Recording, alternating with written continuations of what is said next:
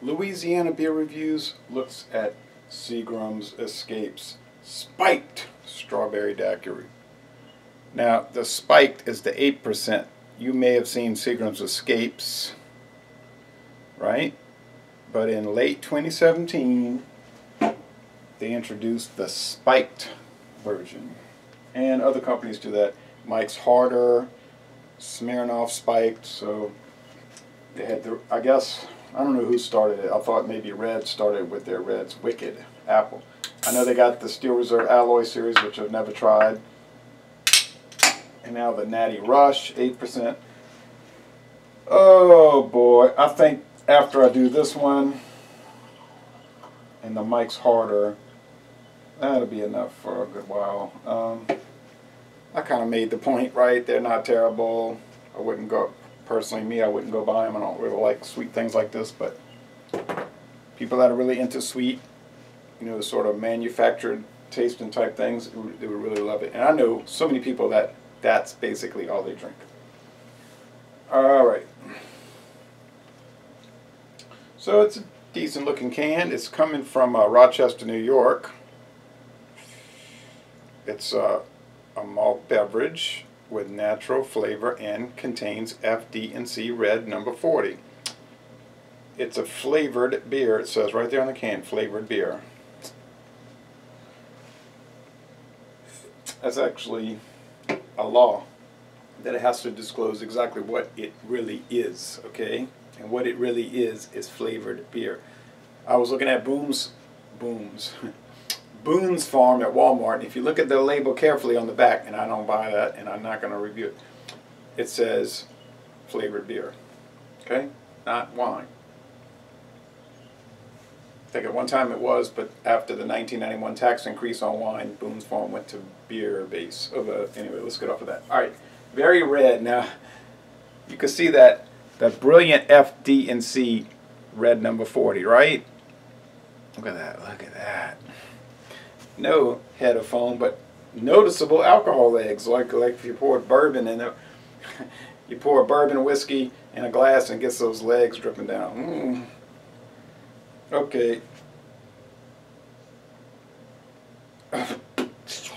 It smells very sweet, like Hawaiian Punch. One of those things you buy in the plastic jug and you probably shouldn't drink it. Alright.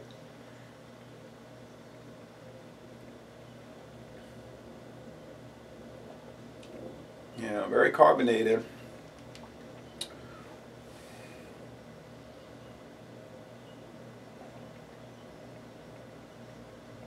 Prickly carbonation, medium mouthfeel. It's a dry finish, however, but it's that high fructose corn syrup.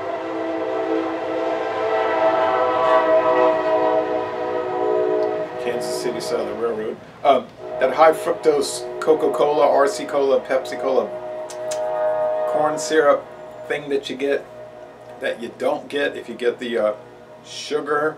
You know, sometimes they'll run specials. Pepsi made with real sugar, and apparently the Dr. Pepper that you can buy from Texas or parts of Texas uses the real sugar, and the Mexican Coke uses real sugar. I wish this used the real sugar. But it's got that high fructose corn syrup thing. But beyond that, it's just strawberry flavor.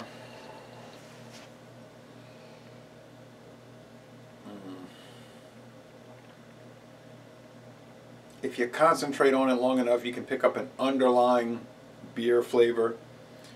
And how is this beer made? It's probably almost certainly water, malt extract, maybe hop extract, and yeast. It's probably one of those cheaper Genesee variants that they put in like Copper Kettle beer, that private label they sell at Whole Foods, or the Walgreens Big Flats 1901.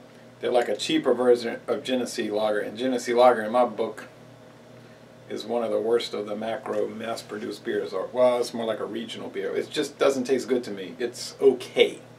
I guess it's marginally good. The Genesee Cream Ale, however, is not bad. And the ice is kind of ho-hum, much worse than your Budweiser, you know, your Anheuser-Busch, Miller ice beer offerings, I think.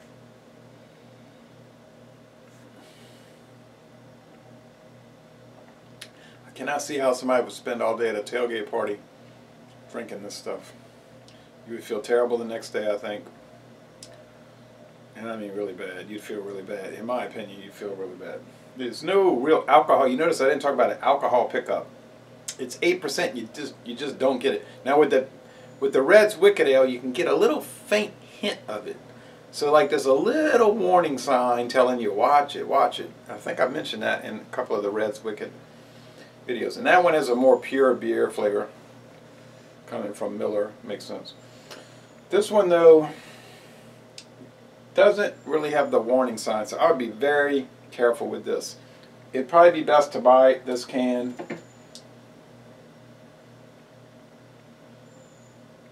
yeah, I was thinking it would be 23.5. Yeah, it's 23.5, not 24. Yeah, they're getting you a little bit. Buying this can and sharing it. Now you can get 2-for-1 specials at the corner gas station with these. If you buy one, you got to pay more. If you buy two, I wouldn't buy two, but if you... Oh yeah, I did buy two. This and the other thing, the Four Loko Gold, which... No thank you. No thank you. No more. But then it didn't come out right, like the tags. But that's a problem I run across often at Circle K. I don't know what their trip is, but their tags very often do not match what rings up. I don't think that's by design. I hope it is not. I think it's just carelessness. But yeah, I know you're gonna say, yeah, but look at Walmart. It's all the time. I know. Especially with alcohol. All right. So. You can't hardly rate it as a beer because it's like, I mean, it is a beer according to the U.S. government.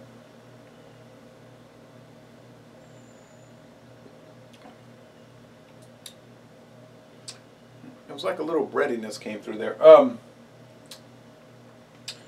But it's really an alternative. Would I recommend it? I would recommend it, yes, because it is very good for what it is. I don't like what it is, but it's very good for what it is. So if you like these sweet, sugary things, yeah, I would say it's not up to the level of Red's Wicked, the Red's Wicked series. I do not think so. But it's pretty good. I guess it's a B in that realm. In the world of beer, I don't know what it is. It's hard to say because some people have trouble approaching these things for what they are. You know, they exist. Okay. The feedback I got on Four Loko Gold was pretty much in line with my thinking. They were saying that stuff's pretty bad. That Four Loko Gold. It's like an energy drink. Well, I never had an energy drink in my life, and after drinking that, I'm glad I never had an energy drink. I wouldn't want an energy drink. I mean, yeah, I admitted it wasn't horrible. And I only felt sick for 24 hours after I drank the whole can. I only felt bad for 24 hours. And most of the Super Bowl, I could kind of remember, like, the general thing, what was happening with it. The next morning I woke up feeling rotten. Because you feel like you just, like, got drenched with, like, your body absorbed chemicals, you know.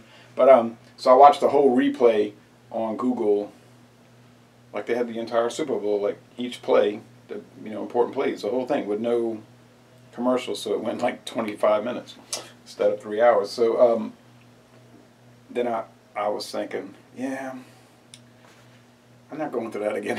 All right, well, anyway, so this one I'm going to drink half the can later on. I'll do a little review if there's any places to review it. I don't think Beer Advocate lets this kind of stuff into their site and their website. All right, so be taking into account what it is, and I'm going to end this review by saying, y'all come on down to Southeastern Louisiana.